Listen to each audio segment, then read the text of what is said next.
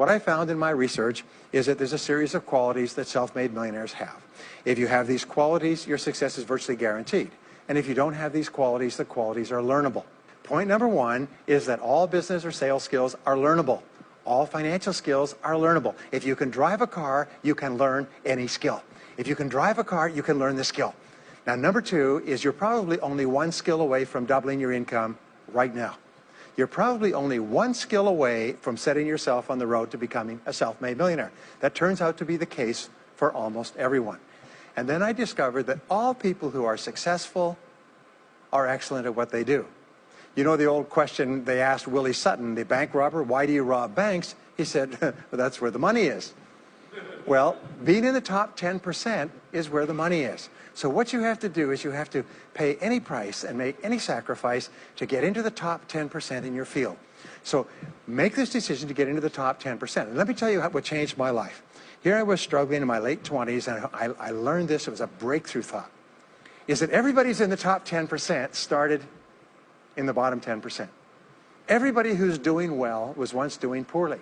Everybody who is at the top of your field today was once not even in your field at all and didn't even know it existed. What that means is that if you're willing to pay the price and work hard and make the sacrifices, you can get into the top 10%. Now, how long does it take? It doesn't take a week or a month. Most people are really impatient. And to achieve mastery in your field takes 5 to 7 years. People say 5 to 7 years. Geez, I'll be 5 to 7 years older before I start enjoying the big rewards. Well, how much older will you be in 5 to 7 years anyway? Now, here's an important point. Are you ready? The time is going to pass anyway. The time is going to pass. 5 to 7 years from now, 5 to 7 years will have passed. The only question is, are you going to be at the top of your field, or are you still going to be down there with the mediocre 80%? And the wonderful thing is this is nobody's better than you, and nobody's smarter than you.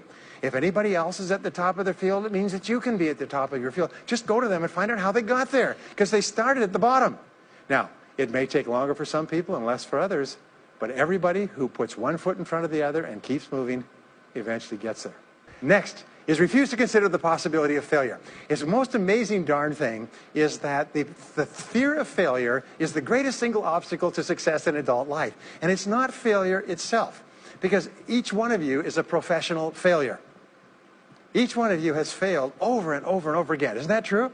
All of us fail. All human beings fail over and over. 9 out of 10 things that we try don't work out the way we expected. We have failures in relationships and in jobs and in careers and investments and everything. It's not the failure that holds you back. The failure makes you smarter. We say that it is the fear of failure, not failure, that holds you back.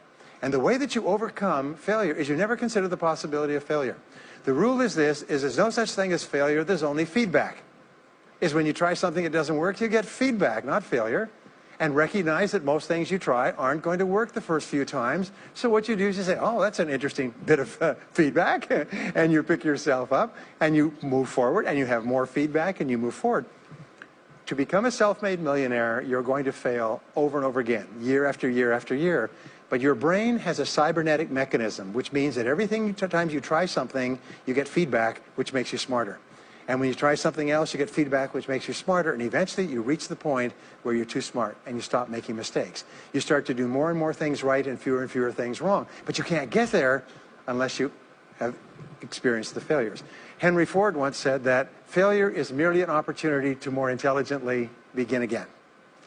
Now, let me pass on one great rule to you, which has been discovered in interviewing self-made millionaires. Self-made millionaires look into every failure for something good. They say, there's got to be something good in this that I can benefit from, and surprise, surprise, they always find it. Second is, self-made millionaires always seek the valuable lesson in every setback or obstacle or temporary failure, and they always find the lesson. Now, what do failures do? Failures whine and cry and think about what they've lost and blame their problems on someone else. Successful people say, what can I learn from this that will make me smarter next time? And my promise to you, those who seek find, is that if you go looking for a valuable lesson in the biggest problem that you're facing today, you'll always find the lesson. Here's another possibility. Your biggest problem today could be the biggest gift that you have ever received, because it may contain within it the lesson that will make you successful. If you stop thinking about what happened and who's to blame, and you start looking for the gift within your problem, sometimes it can transform your life.